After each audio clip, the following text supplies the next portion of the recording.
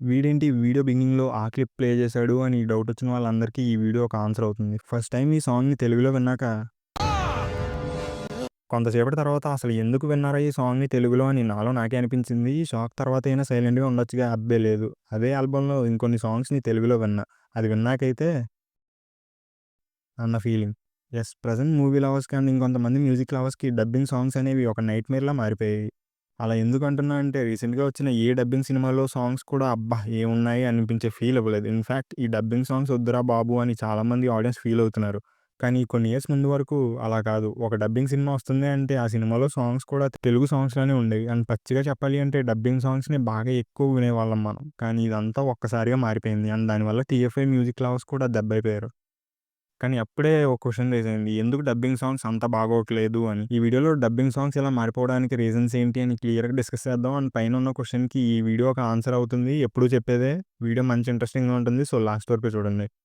ఈ వీడియో అంతా కూడా ఒక పర్సన్ 'కూలీ పవర్ హౌస్' సాంగ్‌కి యూట్యూబ్‌లో కింద పెట్టిన కామెంట్ దగ్గర స్టార్ట్ అయింది.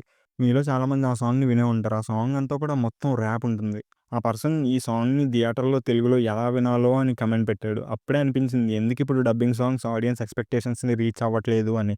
ఆ క్వెషన్‌కి ఆన్సర్ పాస్ట్‌లో ఉంది. సో, మనం 'ద గ్లోరియస్ పాస్ట్' గురించి మాట్లాడుకోవాలి. మన గ్రాండ్ పేరెంట్స్ టైమ్‌లో మనకు తెలిసినంత వరకు వాళ్ళకి మనకున్నంత రిసోర్సెస్ లేవు. కానీ వాళ్ళకున్న ఒక సోర్స్ ఆఫ్ ఎంటర్‌టైన్‌మెంట్ మాత్రం రేడియోస్.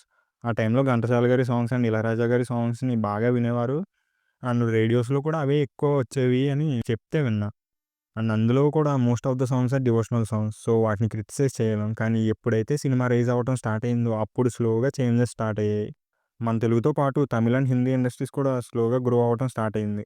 ఆ టైంలోనే ఇళయరాజా గారు అటు తమిళ్‌లో అండ్ ఇటు మన తెలుగులో కూడా ప్యారలల్‌గా వర్క్ చేసేవారు. సో, అందుకే ఆయన తమిళ్‌లో చేసిన సినిమాలోని పాటలు తెలుగులోకి అండ్ తెలుగులో చేసిన సినిమాలోని పాటలు తమిళ్‌లోకి డబ్ అయ్యేవి. అందుకే మీరు ఎప్పుడైనా తమిళనాడు లోకస్ బసెస్‌లో గనక ట్రావెల్ చేస్తే మన తెలుగులో ఉండే సాంగ్స్ తమిళ్‌లో కూడా ఉండడం అబ్జర్వ్ చేస్తారు. సో, అప్పుడు డబ్బింగ్ సాంగ్స్‌కి క్రేజ్ ఎక్కువుండేది. ఎందుకంటే 'ఇళయరాజా' గారు 2 లాంగ్వేజెస్‌లో కూడా ప్రాపర్‌గా వర్క్ చేసేవారు. అండ్ మిగిలిన మ్యూజిక్ డైరెక్టర్స్ కూడా అదే రేంజ్‌లో వర్క్‌ని ప్రొడ్యూస్ చేసేవారు.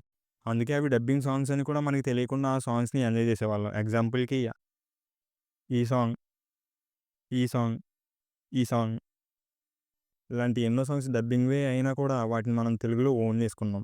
అలా 'ఇళయరాజా' గారి దగ్గర స్టార్ట్ అయిన ఈ లెగసీని నెక్స్ట్ 'ఏఆర్ రెహమాన్' గారు కంటిన్యూ చేశారు. 'ఏఆర్ రెహమాన్' వర్క్ ఏ రేంజ్‌లో ఉంటుంది అని నేను పెద్ద చెప్పక్కర్లేదు. ఈ టాపిక్ పైన మన ఛానెల్‌లో ఒక లాంగ్ వీడియో చేసాం. ఇంట్రెస్ట్ ఉంటే ఆ వీడియోని చెక్ చేయండి. లింక్ డిస్క్రిప్షన్‌లో ఇస్తా.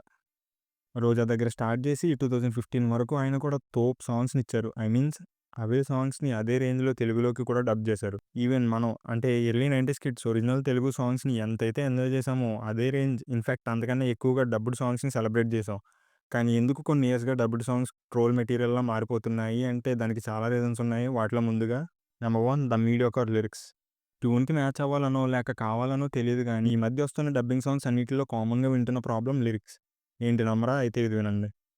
బుర్రు బుర్రు నేల బారు బుల్లి కారు నువ్వులనే దిగిల 80స్ నుండి ఎర్లీ 20స్ వరకు ఈ లిరిక్స్ ప్రాబ్లమే ఉండేది కాదు. ఎందుకంటే ద ఓజీ వేటూరి గారు ప్రాపర్‌గా సాంగ్ ట్యూన్‌కి తగ్గ మీనింగ్‌ఫుల్ లిరిక్స్‌ని ఇచ్చేవారు. వాటికి చాలా ఎగ్జాంపుల్స్ ఉన్నాయి. Suppose 'Surya son of Krishna' సినిమా సాంగ్స్‌ని తీసుకోండి. ఆ సినిమాలోని అన్ని సాంగ్స్‌కి కూడా తెలుగులో లిరిక్స్ ఇచ్చింది వేటూరి గారే. We all know 'Surya son of Krishna' సినిమాకి అండ్ ఆ మూవీలో ఉండే సాంగ్స్‌కి ఎంత కల్ట్ ఫాలోయింగ్ ఉంది అని. ఆ రేంజ్ కల్ట్ ఫాలోయింగ్ ట్యూన్ వల్లే వచ్చేదు అని నా ఫీలింగ్. ఈ సినిమాలోని ఒక్కో సాంగ్ ఒక్కో జెమ్. అది 'నాలోన పొంగిన నర్మదా' అయినా, 'చంచల' అయినా, 'మొన్న కనిపించావైనా' ఎవ్రీ సాంగ్, ఎవ్రీ వర్డ్ బ్యూటిఫుల్‌గా ఉంటాయి. ఇంక ఇలాంటి ఎగ్జాంపుల్స్ చాలా ఉన్నాయి. ఏదో తమిళ్ సాంగ్స్‌ని జస్ట్ తెలుగులోకి ట్రాన్స్‌లేట్ చేస్తున్నట్టు కాకుండా తెలుగు లిరిక్స్‌లో అదే ఫీల్, అదే అర్థం వచ్చేలాగా ఉండేవి అప్పట్లో లిరిక్స్. అండ్ అదే పెద్ద ప్లస్ పాయింట్ ఆ సాంగ్స్‌కి. బట్ ఇప్పుడు అలా లేదు. లిరిక్స్ అయితే చాలా మీడియోకర్‌గా ఉంటున్నాయి మోస్ట్ ఆఫ్ ది సాంగ్స్‌లో. Number 2 the pan India trend. అసలు ఈ ట్రెండ్ స్టార్ట్ అయిన దగ్గర నుండి ఈ డబ్బింగ్ సాంగ్స్ క్వాలిటీ పడిపోయింది అని నా పర్సనల్ ఒపీనియన్. ఎందుకంటే నేను బాగా ఎంజాయ్ చేసిన లాస్ట్ డబ్బుడ్ ఆల్బమ్ 2016లో వచ్చిన 'రెమో' సినిమా ఆల్బమే. ఆ తర్వాత వచ్చిన ఆల్మోస్ట్ అన్ని డబ్బుడ్ తెలుగు ఫిల్మ్స్ అవి హిందీ అయినా, తమిళ్ అయినా ఏ లాంగ్వేజ్ అయినా కూడా మీడియోకర్‌గానే ఉన్నాయి. 'మట్టిలో మాణిక్యాల్లా' కొన్ని మంచివి వస్తున్నా గానీ మెజారిటీ అయితే జస్ట్ ఫర్ సేక్‌కి డబ్ చేసిన సాంగ్స్ లానే ఉంటున్నాయి. ఇది నా ఒక్కడి ఒపీనియనే కాదు. Most of the movie lovers opinion. రీసెంట్‌గా వచ్చిన 'యానిమల్' మూవీ ఆల్బమ్ అయితే కొంచెం పర్వాలేదు. అక్కడ ఉంది సందీప్ రెడ్డి వంగ కాబట్టి హీ టుక్ అట్‌మోస్ట్ కేర్. అందుకే 'యాలో యాలో' సాంగ్ తెలుగులో తోపుంటుంది. ఈవెన్ ఆల్బమ్ మొత్తం కూడా ఒక తెలుగు సినిమా ఆల్బమ్ లానే ఉంటుంది. ఇలాంటి ఫీల్ ఇచ్చిన సినిమాలు చాలా తక్కువ ఉన్నాయి. అండ్ ఈవెన్ వాటిని ఫింగర్స్ మీద కౌంట్ చేయొచ్చు. కానీ ఈ పాన్ ఇండియా ట్రెండ్ స్టార్ట్ అయ్యాక ఆ లాంగ్వేజెస్‌లో రిలీజ్ చేస్తున్నాం కాబట్టి సాంగ్స్ కూడా ఆ లాంగ్వేజెస్‌లో ఉండాలి అని ఏదో చేస్తున్నారు తప్ప రియల్ ఎఫర్ట్స్ పెట్టి చేస్తున్న మూవీ ఆల్బమ్స్ అయితే చాలా రేర్‌గా వస్తున్నాయి. Number 3 the decreasing standards. Yes, కొన్ని ఇయర్స్‌గా మ్యూజిక్‌లోని స్టాండర్డ్స్ పడిపోతున్నాయి అన్నది ఒక అన్‌పాపులర్ ఒపీనియన్. ఇక్కడ ఏ మ్యూజిక్ డైరెక్టర్‌ని తగ్గించాలి అన్నది మా ఒపీనియన్ కాదు. కానీ కొన్ని ట్రెండ్స్ వచ్చాక ర్యాపిడ్ చేంజెస్ వచ్చాయి మ్యూజిక్ క్రియేషన్‌లో. ఆ ప్రాసెస్‌లోని మ్యూజిక్ స్టాండర్డ్స్ కొంచెం డిస్రప్ట్ అయ్యాయి. అండ్ దాని కాన్సిక్వెన్సెసే ఈ సినిమా ఆల్బమ్స్ సూపర్‌రా అని ఫీల్ అయ్యే ఆల్బమ్స్ చాలా రేర్‌గా రావటం. అండ్ డైరెక్టర్స్ కూడా పాన్ ఇండియా అది ఇది అని మూవీ ప్రమోషన్‌కి బాగా యూజ్ అయ్యే సాంగ్స్‌ని సరిగ్గా యుటిలైజ్ చేయట్లేదు. అంటే ఒక సినిమాలో సాంగ్స్ ఉండకుండా ఓన్లీ బ్యాక్‌గ్రౌండ్ ట్రాక్స్ మాత్రమే ఉన్నా పర్లేదు గానీ, ఏదో పెట్టాలి అన్నట్టు కొన్ని మీడియోకర్ సాంగ్స్‌ని సినిమాలో పెడితే ఎవ్వరికీ యూజ్ ఉండదు అని. కానీ కొన్ని ఇయర్స్‌గా అదే జరుగుతుంది అండ్ స్టాండర్డ్స్ అయితే పడ్డాయి. Number 4 the availability. మీకు సింపుల్‌గా చెప్తా. మీరు ఒక వెజిటబుల్ మార్కెట్‌కి మార్నింగ్ వెళ్లారు. ఆ టైంలో అక్కడ ఉన్న ఫ్రెష్ వెజిటబుల్స్‌ని కొన్నారు.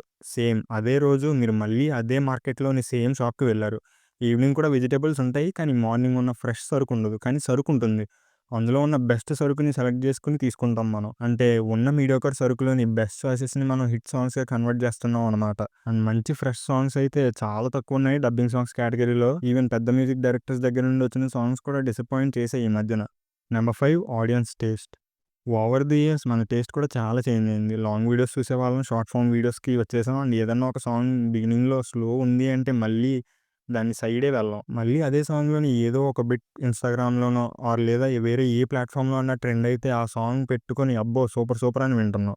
ప్రెజెంట్ సిట్యుయేషన్ అంతా కూడా ఇలానే ఉంది. అండ్ ఇప్పుడు మనకి ఏ కైండ్ ఆఫ్ సాంగ్స్ నచ్చుతాయి అన్న క్లారిటీ మనకే లేదు. ఇంకా మ్యూజిక్ డైరెక్టర్స్ పాపం వాళ్ళేం కాలిక్యులేట్ చేస్తారులెండి. ఇంకా వాళ్ళు కూడా ఏం చేస్తాం అన్నట్టు నీట్‌గా సాంగ్స్‌లో ఏదో లిరిక్స్ పెట్టి డబ్ చేసి వదిలేస్తున్నారు. Number 6 the mind set.